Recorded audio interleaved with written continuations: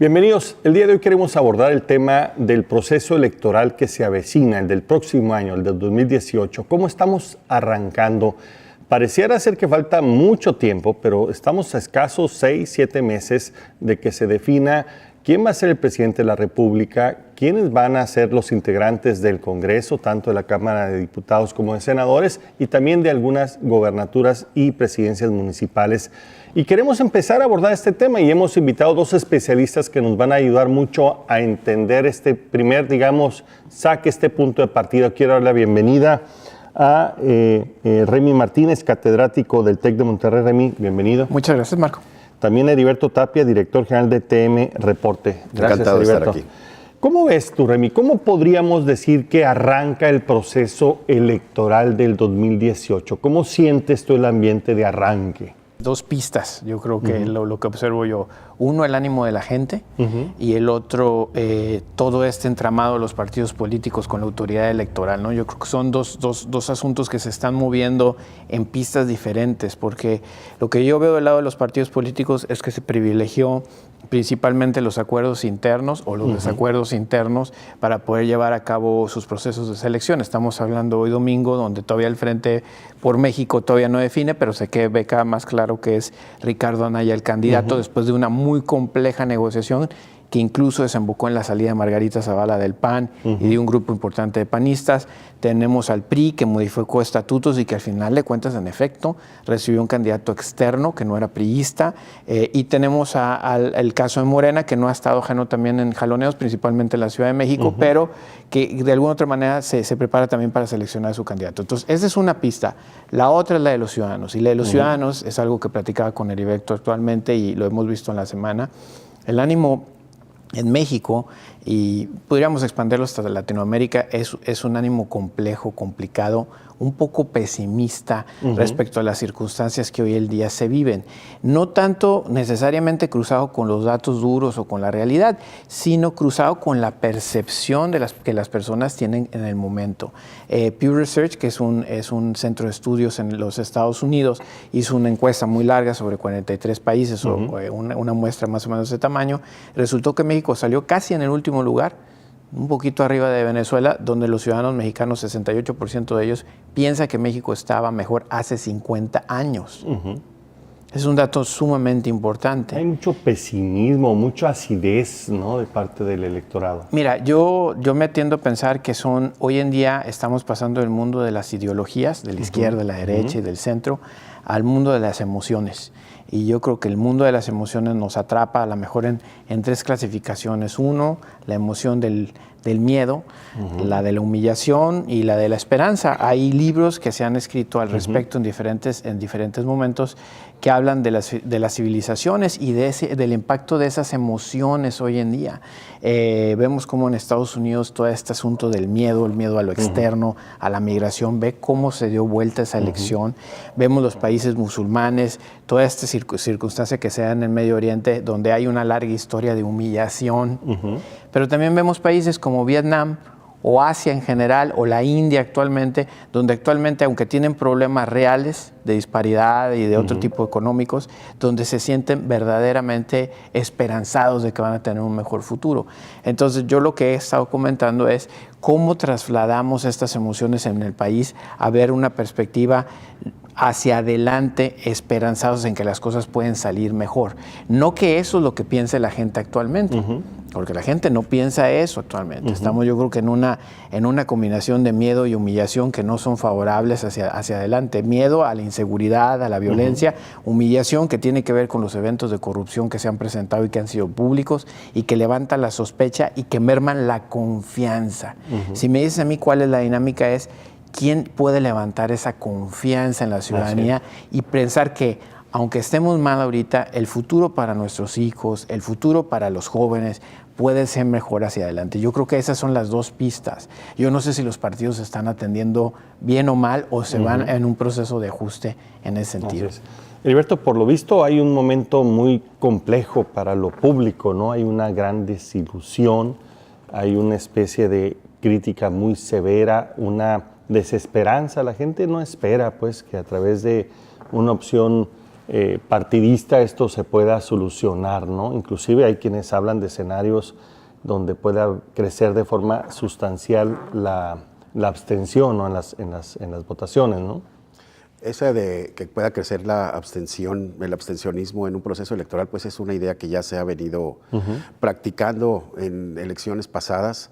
No ha tenido mucho éxito, incluso a llamados específicos, ¿no? Como dejar la boleta en blanco, hubo todo un movimiento en el 2015 y no se ha movido. No prende mucho, ¿no? No prende, seguimos con un abstencionismo en elecciones presidenciales que participa más la gente que en las elecciones intermedias, que no llega a, o sea, la participación no pasa en un promedio del 65%. Habrá lugares en donde sí llega incluso al 70%, pero el promedio es de entre 60 a 65% de participación, ¿no? Aún con llamados expresos a dejar la boleta en blanco, a inhabilitarla, a descalificar el proceso.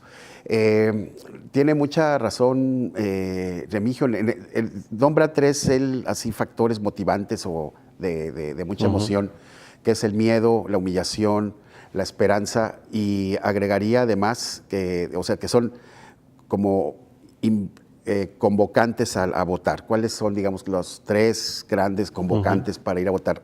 En una persona en específico es precisamente pues, el miedo que tiene a que no se repita algún evento, la esperanza y desde luego el dinero que tiene en el bolsillo, ¿no? Ese es uno de los principales, ¿no? Los economistas pues han pasado muchos datos de cómo ha crecido el país, de que hay mucho empleo, de que como nunca antes se han creado millones y millones de empleos en este sexenio, de que las reformas estructurales finalmente ellos los ven bien, que está ya el piso listo para cimentar, para crecer hacia el futuro, pero la gente lo ve de otra manera, ¿no? O sea, sigue siendo un discurso despegado, donde los macroeconomistas dicen una cosa y la gente piensa otra. Fenómeno de percepción, sí, como muchos ya que acaba de mencionar Remy, y lo que sí veo también al arranque es un total desapego. Remigio dice en dos pistas, yo veo dos pistas, lo que piensa la gente y los partidos. Yo sí veo un desapego completo entre los partidos obteniendo una calificación muy similar a la que tienen los policías judiciales, los diputados, no tanto los senadores, mal calificados, siguieron con las mismas prácticas. Están en la cola en materia de confianza. De ¿no? confianza, siguieron con las mismas prácticas y veíamos apenas hace un par de meses, cuando el sismo del 19 de septiembre, pues considerábamos imposible de que, por ejemplo, que Miguel Mancera siquiera pensara en despegarse de su puesto que tiene como jefe de gobierno del Distrito Federal, y pues ya vimos que quiso competir, no lo dejaron, lo negociaron y finalmente tuvo que ceder esa posición sin competir ante Ricardo Anaya. Como el PRI también tuvieron sus jaloneos. Morena es el único que está totalmente encarrilado, ya sabemos todas las circunstancias, los millones de spots con cargo a las prerrogativas que tiene partido, es un tema que lo podemos abundar. Pero sí hay esa parte de que como que no leyeron muy bien otra vez lo que la sociedad quiere respecto de sus métodos. Para ellos ya empezó el proceso electoral, es un juego más. Pasa rápido, y ¿no? De una forma totalmente cínica, pues dejar los ciudadanos están en un lado, los partidos están en otro y van a ir a buscar su voto. Y pues hay muchas cosas presentes que seguramente las vamos a venir analizando. Pero arranca como arrancó hace 6 años, como arrancó hace 12 años. Nada nuevo. Exactamente, no hay absolutamente nada nuevo, lo mismo, más ¿no? que dos. Como el cuento de Emma Suns de Borges, el contexto es el mismo, salvo 2 o 3 actores diferentes, ¿no? Pero es exactamente lo mismo, ¿no? Desafortunadamente ese es el contexto de inicio. Vamos a seguir analizando el tema del proceso electoral 2018. Regresamos en un momento más con ustedes. Muy bien, estamos de regreso, estamos hablando sobre el proceso electoral. Ya quisiéramos pasar de lo general para ver cómo están las principales fuerzas políticas, que es Morena, que es el PRI y que es ahora el Frente por México. ¿Cómo quedó? ¿Cómo se llama? Por México al frente. Por México al frente. Por México al frente. Muy bien. ¿Cómo ves tú el caso de Morena? Tal vez es el partido que ha sido más consistente en cuanto a sus decisiones y en cuanto a su candidato, ¿no? Sí, porque tiene un modo político de tomar las decisiones totalmente caudillista, vertical, en donde la punta de la pirámide y la base de la pirámide es Andrés Manuel López Obrador. Todo el año pasado, que iniciaron ya desde inmediatamente en el 2016, que empiezan, hace 2 años, que empiezan ya sondeos rumbo al 2018, Andrés Manuel López Obrador nunca ha dejado de estar en primer lugar. Sí. Con salvedades de que si una encuesta no es domiciliaria, que si es telefónica. Por ejemplo, el día que destaparon a MID, inmediatamente el Gabinete de Comunicación Estratégica, quizás tratando de poner su relación en paz con MID, porque estuvieron maltratándolo demasiado, hicieron una encuesta telefónica en tiempo récord, la presentaron para la tarde, en donde MID ya tenía pues un poco más, 6 puntos, 5 puntos más que Andrés Manuel López Obrador. Pero en las encuestas domiciliarias a nivel nacional, no de Facebook, no de Internet, no telefónicas, no ha perdido ese lugar que tiene desde el 2016. Dicen que ya se le van acercando. Yo digo que sí, se va a ir cerrando conforme veamos cómo se desarrolla esto. Desde mi muy particular punto de vista, esta elección del 2018 es casi una copia de la del 2006, en donde un partido que ya no estaba en el poder, que lo acababa de perder en el 2000, cuyo presidente se aferró, pasó por encima de los acuerdos de los gobernadores, que fue Roberto Madrazo, quedó en tercer lugar. Lo mismo está pasando en el PAN, ya hablaremos de eso en otro bloque. Estamos con Morena, pero nada más estaba tratando de ver así cómo están distribuidos. Y entonces empieza Andrés Manuel López Obrador como que el único lugar en donde no ha, perdón, en donde ha tenido un poco de problemas es precisamente en su bastión principal, que es el Distrito Federal junto con el Estado de México. En el Distrito Federal, pues ya sabemos lo que hace el PRD, el Departamento de Encuestas de Morena, hace el ejercicio y dice que Claudia Sheinbaum, a quien nada más conoce una cuarta parte de los habitantes del Distrito Federal, o sea, un 25-27%, la conocían, era una de las más conocidas, humillan al delegado al jefe delegacional de Cuauhtémoc, Ricardo Monreal, lo mandan a un tercer lugar y en segundo lugar ponen a una persona totalmente desconocida, menos para los porros de la UNAM, que es Martí Batres. Entonces, la gente desde luego no lo cree, se sintió la humillación. El jefe delegacional Monreal amenaza con renunciar, después ya sabemos la historia, se reunió con López Obrador y dice, no, pues no me voy, pero trae un tema también de tipo legal que a lo mejor ahora en estos días lo obligan a dejar la jefatura delegacional de Cuauhtémoc, también por un desacato a una orden judicial muy sencilla que le pasa a muchos municipios, considerando la jefatura delegacional como un municipio, en donde hace 5 años o 6 años otra administración despidió a un grupo de trabajadores, esos trabajadores demandaron y la Junta pues acaba de decidir que los reinstalen, que les den salarios caídos y entonces él, con toda la razón del mundo, pero es que la decisión va contra el puesto, no contra la persona, dice, pues es que yo no tengo para pagarle $1,000,000 a cada trabajador, ni reinstalarlos, además por algo que yo no hice, que lo hemos visto aquí en el municipio de Hermosillo, por ejemplo, con el Hermosillo Flash, ¿no? Les puede costar el puesto.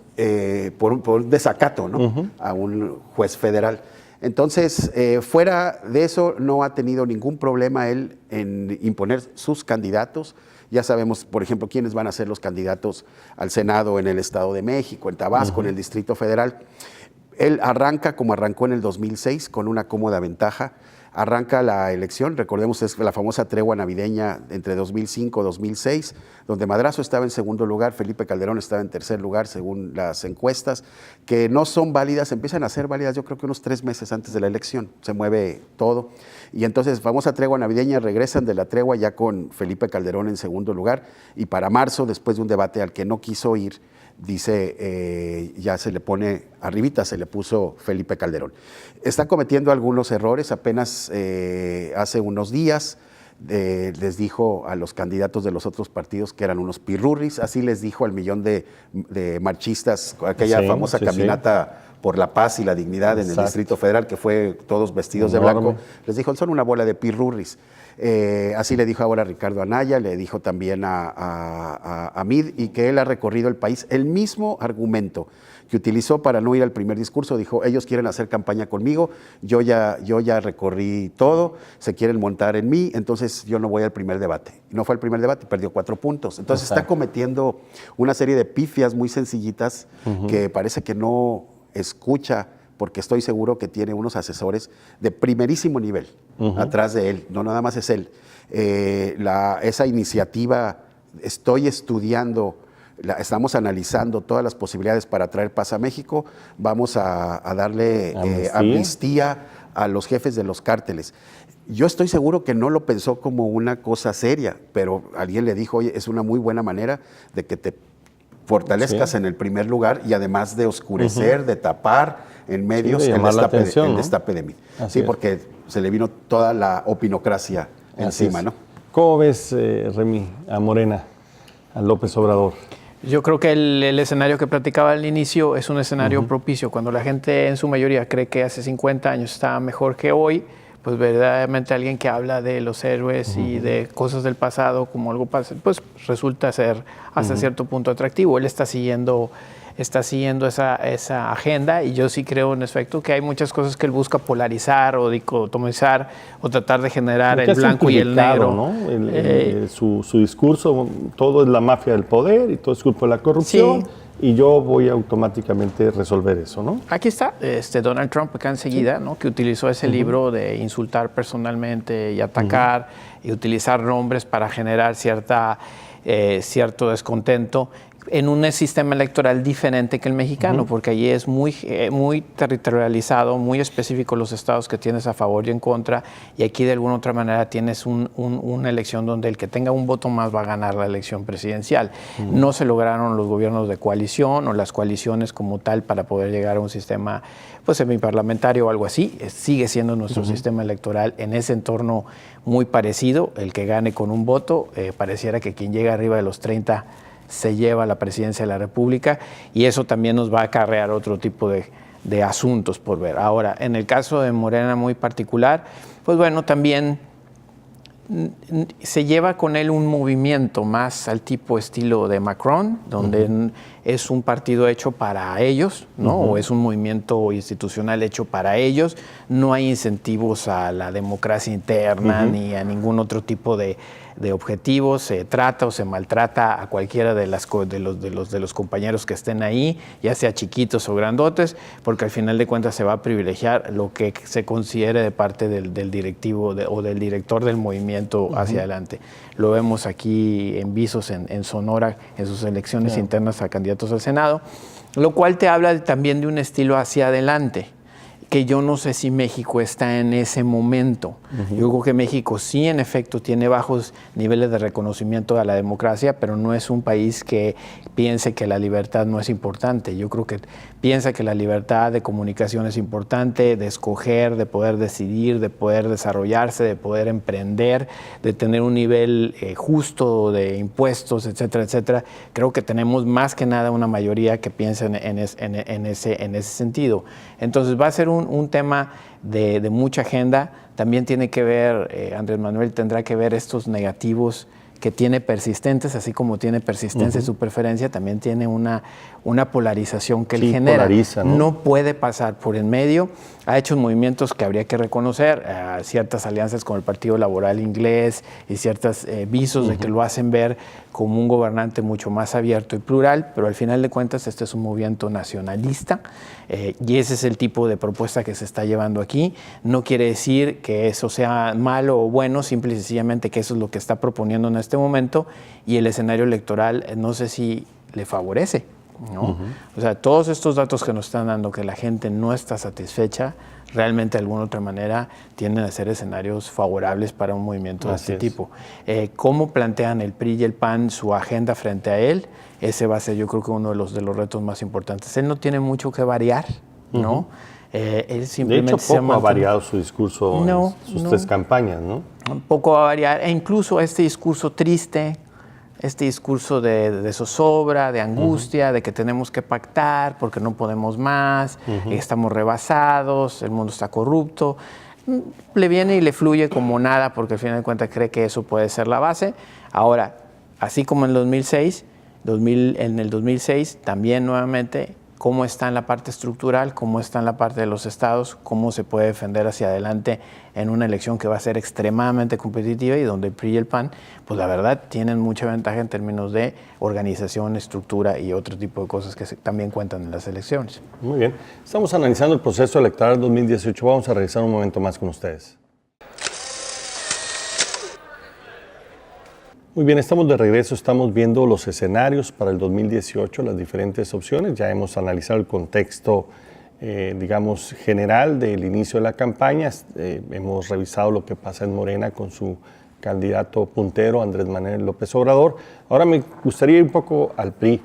Remy, el PRI dio una muestra de pragmatismo increíble, ¿no? Después de tener problemas muy serios con la marca, por los diferentes escándalos, decidió irse por un candidato de fuera del partido, un candidato totalmente ciudadano, no afiliado, que es José Antonio Meade. ¿Cómo ves este movimiento? Bueno, y no solamente es el candidato, o sea, es el candidato y aparte la dirección de la agenda del PRI. O sea, la agenda del PRI turna hacia el centro, hacia la derecha. Algunos habrían alegado que el camino del PRI era caminar del centro hacia la izquierda, o sea, un tipo de política la cual el PRI ha enarbolado durante muchos años. O sea, si de algo se ha dicho el PRI positivo es que ha sido un partido que fue el que estuvo cuando se apoyaron diferentes instituciones que hoy en día son pilares de la seguridad social en el país. Funcionen bien o funcionen mal, pues es un camino que escogió el país en términos a la educación pública, a la asistencia en salud, a los problemas de desarrollo social. Es ese PRI el que había fortalecido. Hoy en día parece que estamos virando en un PRI hacia la derecha, en una forma estratégica, con un candidato que no es priista, que se ha insistido en decir que no era priista, que todas las señas dicen pues no era priista. Mi pregunta luego entonces será ¿qué van a opinar los priistas de esta situación? Sí, en efecto, el priismo es práctico, pragmático, es cariñoso y generoso, porque así lo ha demostrado en las últimas fechas. ¿Cómo se va a subsanar esa circunstancia hacia dentro del partido? Y cómo el PRI puede no negar o no cerrarse a la vida democrática interna que tenía, ¿no? Yo creo que eso es algo que pudiera dar muchísimo espacio, muchísimo aire a la militancia priista que finalmente está ahí, que va a poner la cara, que va a poner el trabajo, que a lo mejor va a poner algunas cosas más de votos y que tiene que salir en un momento sumamente difícil, ¿no?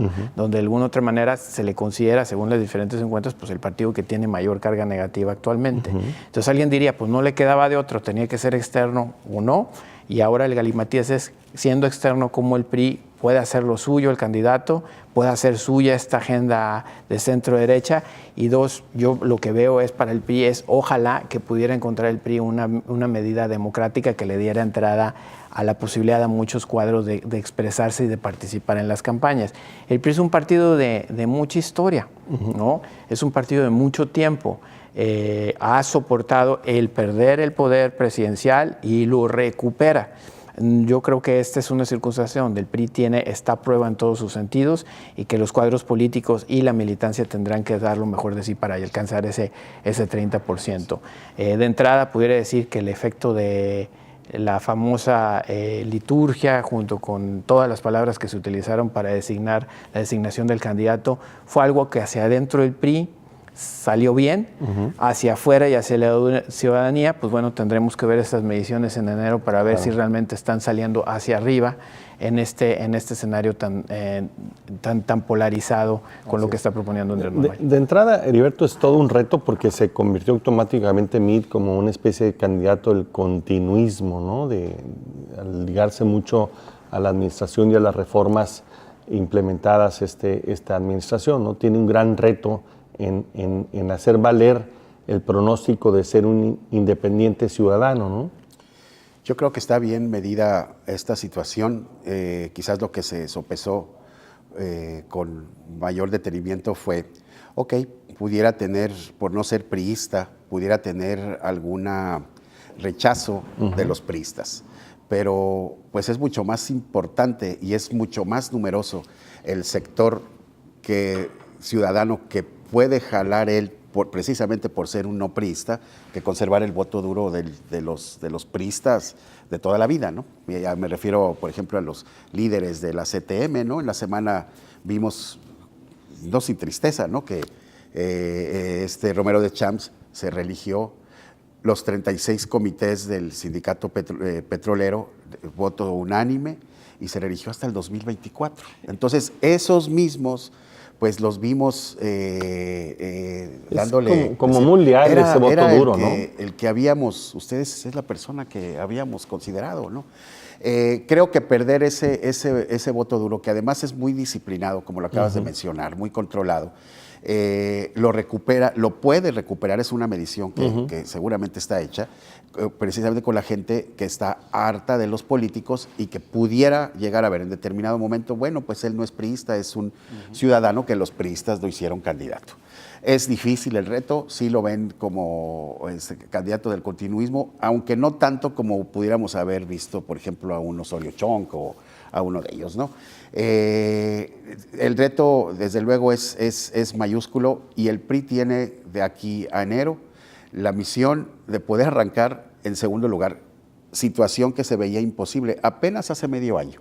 No olvidemos que empieza el año con un gasolinazo, que las intenciones de voto hacia el PRI bajan mucho, el rechazo está en sus peores históricos, ¿no? Peores históricos, peor que en el 97, que ya estaba en los 30, ahorita alcanza en lugares donde alcanza los 40. Y a partir de ahí empezó a crecer otra vez, ¿no?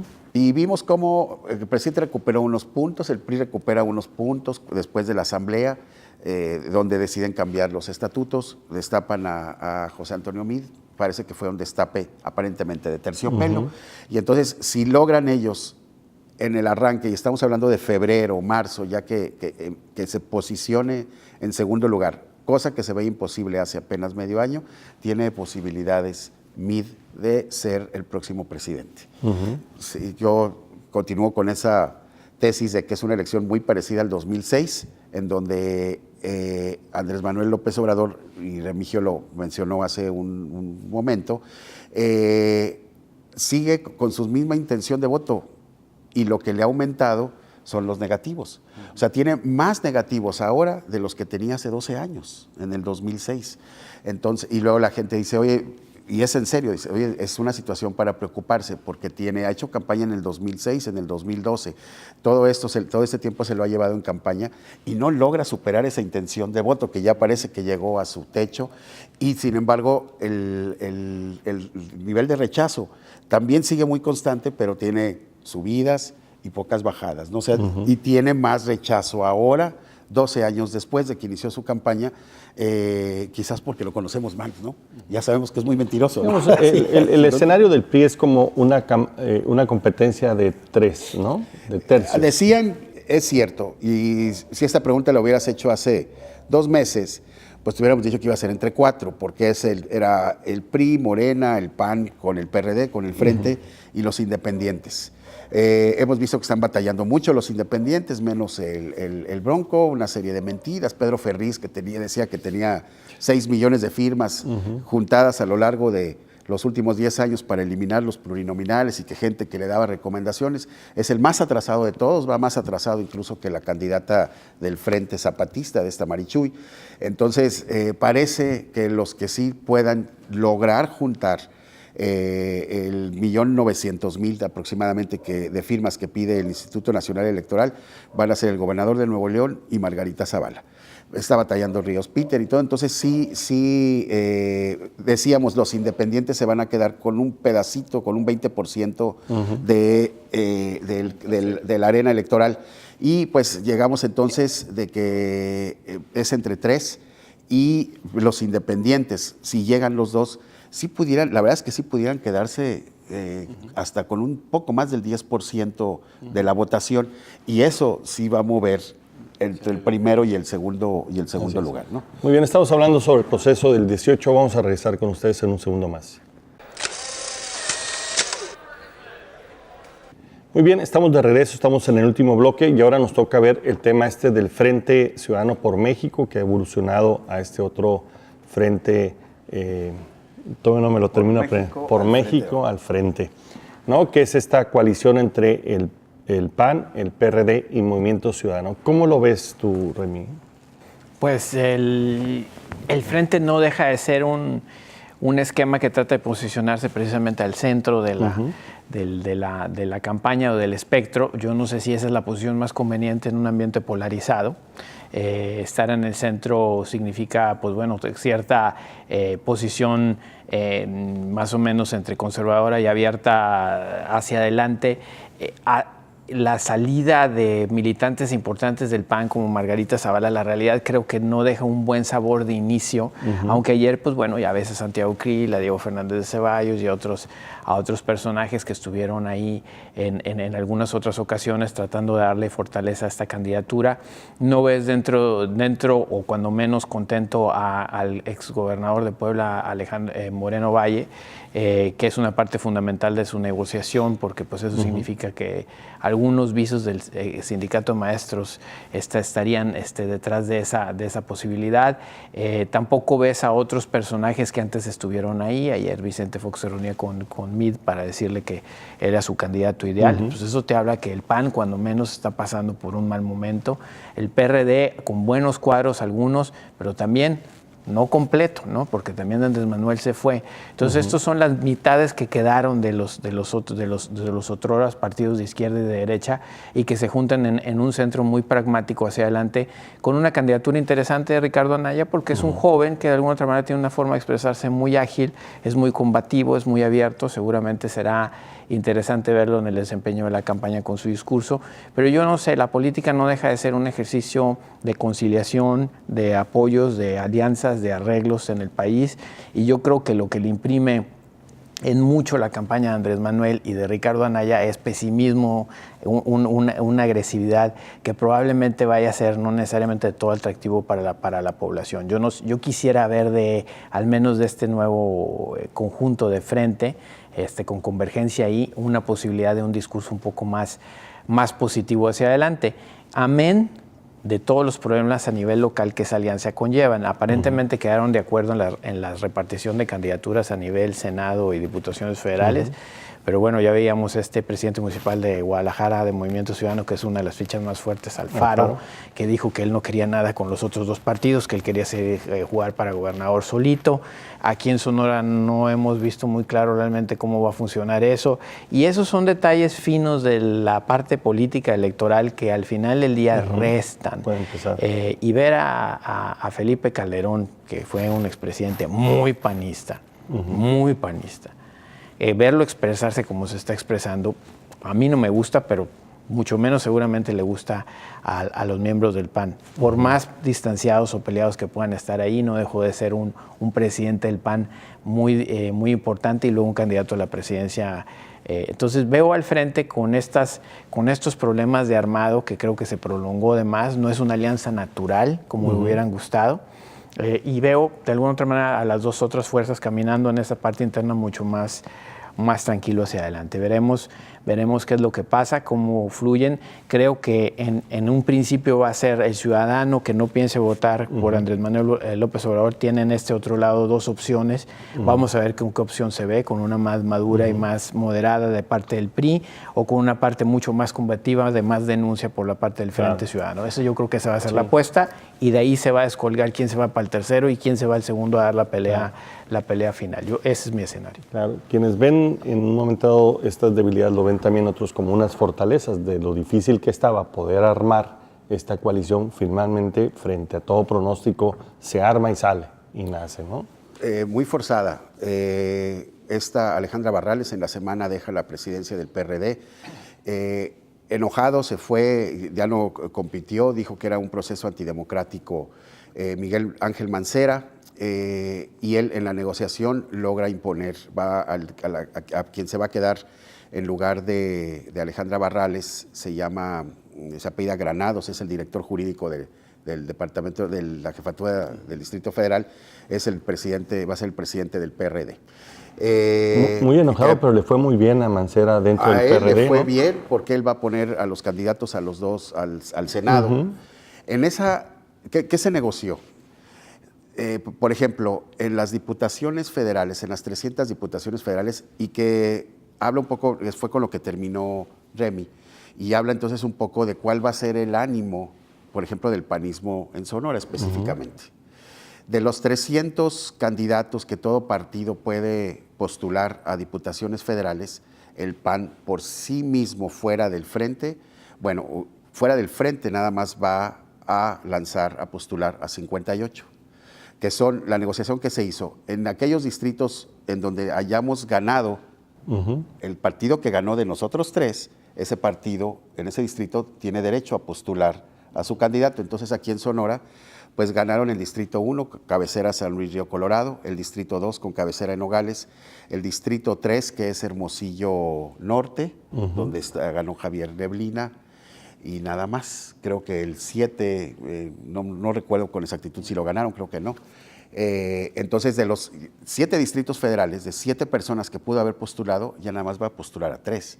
En el distrito 4, que es de Guaymas, ahí van a postular a uno del PRD. En el 5, que es el sur de Hermosillo, va a ser uno del Movimiento Ciudadano. Nada más hablando de Sonora. Después vienen las alcaldías. Entonces, yo siento, o sea, se negociaron, es como esa negociación que hizo en el 2006 Roberto Madrazo con el Partido Verde, de que le dieron 70 diputaciones, o sea, al Partido Verde Ecologista. Dijeron, es la peor negociación que pudo haber hecho el PRI en su historia.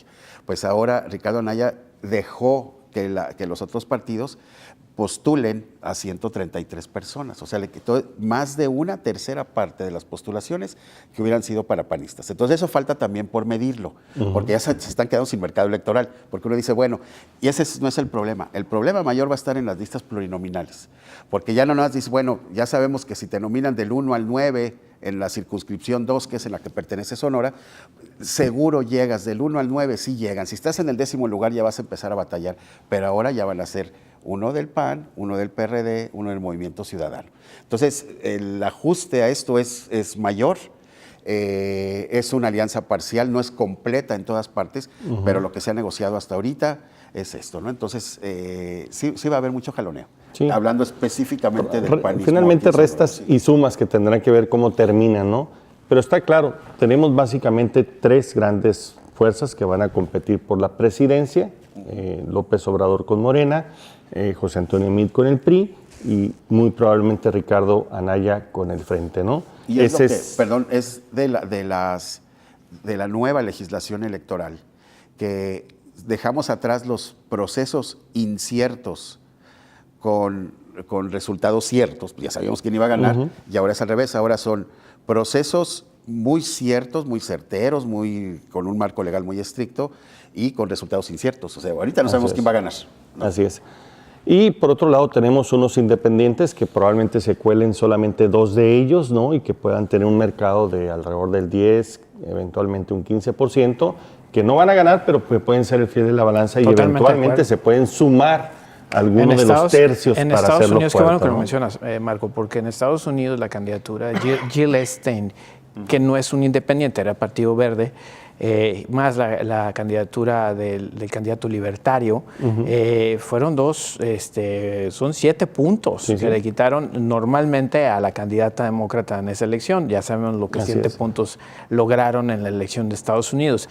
No es menor el papel que van a tener. Claro. No probablemente, como tú lo dices, parecía ser que la competitividad de esos candidatos va a ser difícil, pero entran, siento yo, en la disputa de un electorado que ya tiene dos fuerzas políticas que la están disputando. Lo que sí es importante, tal vez, y ahí hay coincidencia total de muchos, es que vamos a tener una campaña disputada. Nadie puede decir que esta elección está resuelta. No.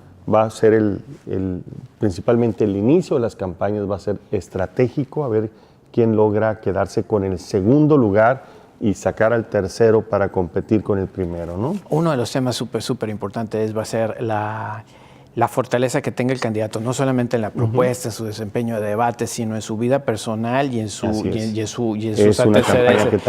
El tema de la corrupción complicado. Es un tema donde no solamente se va a poder decir en discursos, sino también se va a tener que ver con quién la puede llevar a cabo verdaderamente. Y eso va a ser un tema muy perspicaz. Ya hemos visto en otras campañas los traspiés de Andrés Manuel en términos de financiamiento, ya sabemos el tema de lo del PRI, ya sabemos los ataques a Ricardo Anaya. Esos van a estar en la campaña campaña. Yo creo que eso es una de las Va a ser temáticas una importantes. campaña donde va a haber mucha información y mucha atención por parte de la gente. Estamos entrando a un proceso electoral hiper, digamos, revisado, hiper informado, la gente hiper interesada, ¿no? Y por lo mismo, y redondeando una idea planteada por Remy al principio, va a ser una campaña de redes. Y ahí Ahora sí va a empezar. apela uno mucho más a la emoción, A lo que emocional. al raciocinio. Y todo Así que eso, los ¿no? invitamos a que continúen conectados, en contacto, porque creo que va a ser muy importante. El tema de la información y el análisis de la información creo que va a ser vital para poder tomar una decisión informada. El 2018 es una gran decisión, tendrá que ver probablemente con lo que sucederá en el resto del siglo para nuestro país. No es cualquier decisión, así que yo creo que como ciudadanos estamos obligados a participar, primero informándonos y segundo dando a hacer valer nuestra decisión el día de la votación. Yo les agradezco, Remy, muchas gracias. Muchas gracias, Marco. Heriberto, Claro que muchas sí. gracias. Al contrario, gracias a ustedes. Aquí los esperamos la próxima ocasión.